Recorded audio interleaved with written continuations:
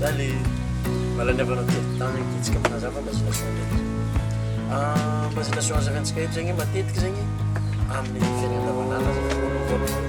Izy koa fa imagination zegny raha koragninao koragna raha mbala maloavo zegny anao olo voalohany magnano rivogadra. Zay zegny raha volagniko rivogadra. Karaha ty zegny. Rehefa magnano imagination zegny anao mila soratanao.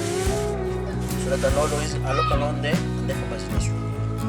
Fahazarana manoratra igny kila raha soratanao natao l'école zegny na fiainanao andavanandro igny zegny lasa automatique iraisiny subconscieusement.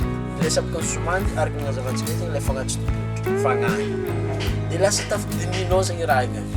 Automatique zegny lasa tafidinihinao. Amin'ny fotoana zay zegny tsara anoratanao ny raha ilainao.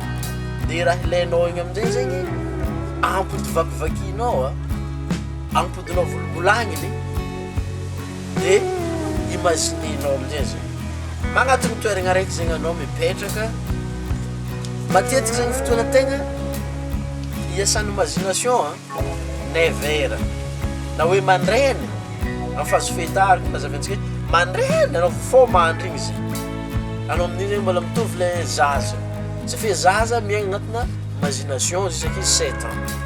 Ça fait zay ny anarantsika avy tamin'ny Bruce Lipton.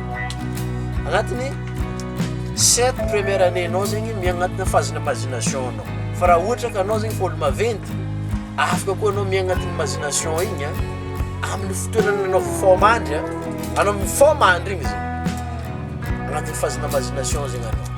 Misy olo zegny zatra mandeha